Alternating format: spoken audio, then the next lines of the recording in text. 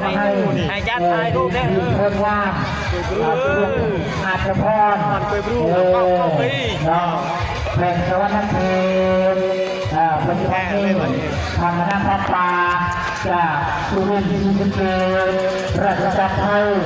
เนาะราชการจากสวรรค์เพลงก็แสดงตะบี้ได้น้องแสดงตะบี้ราชการที่การได้นี่ตัวนี้สุรพัฒน์รัวเนี้ยรัวเนี้ยรัวเนี้ย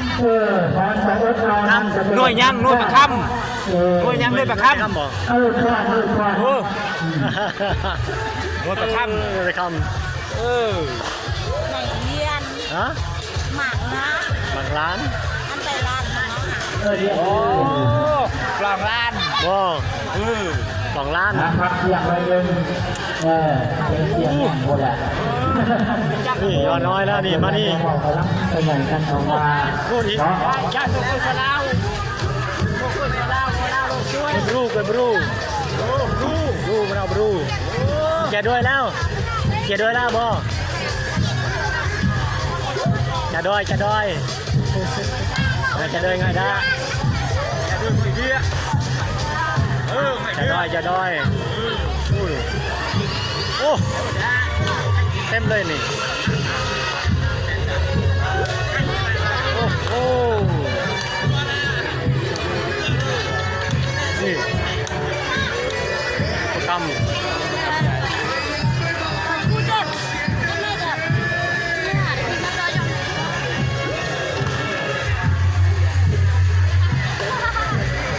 เต็มเลย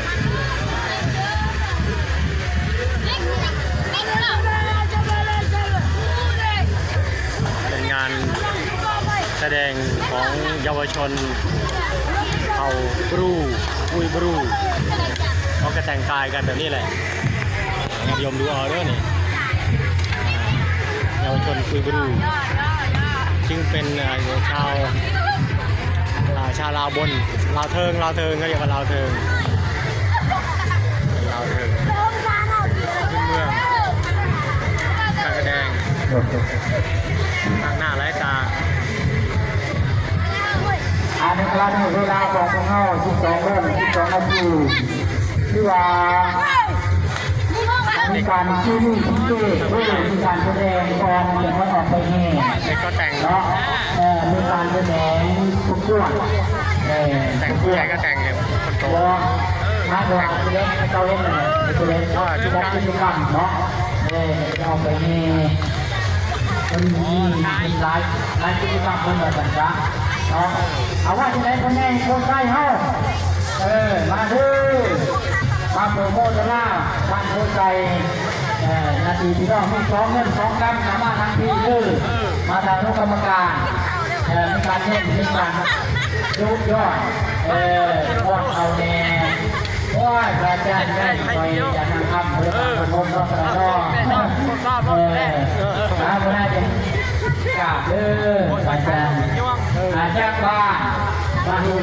บ้านโพชัยบ้านเดียวโพชัย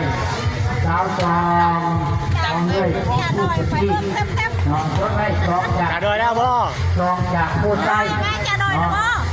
สถานวัฒน์โพชัยเน่าเป็นชาวบ้านกันเลยจากโจ้ยกมือโก้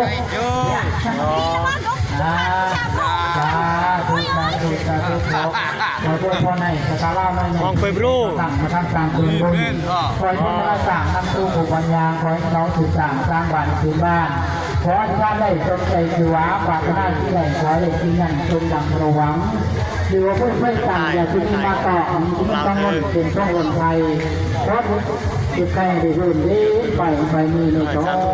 นบอกไปใส่เลย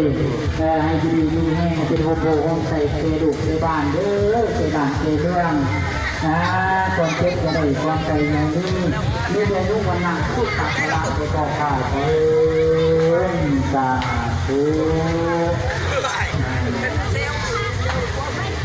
น่าเห็นบอกจะพาไปให้ได้คอยโตคอยหมั่นคอยหลับคอยด้วยเอาโทรศัพท์มา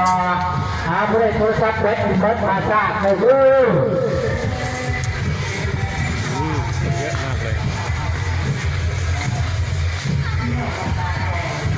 วันนี้เป็นบุญกระบองใหญ่งานบุญกระบองใหญ่จะมีพี่น้องครูมาเยอะแยะหมดเลยเป็นพื้นที่ลานวัดเลยนี่เป็นที่วัดซึ่งค่ำคืนนี้ก็จะมีแสดงบุญกระบองใหญ่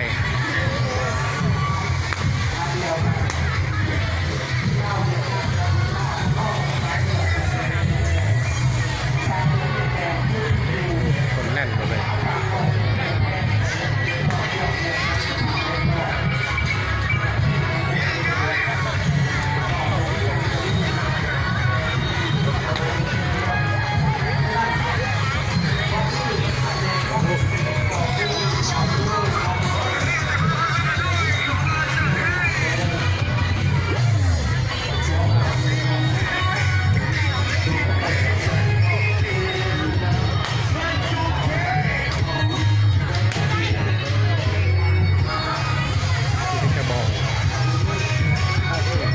คืนนี้ประมาณตึก4 ชั้นในกระบองเป็นภาษาพื้นเมืองแหละ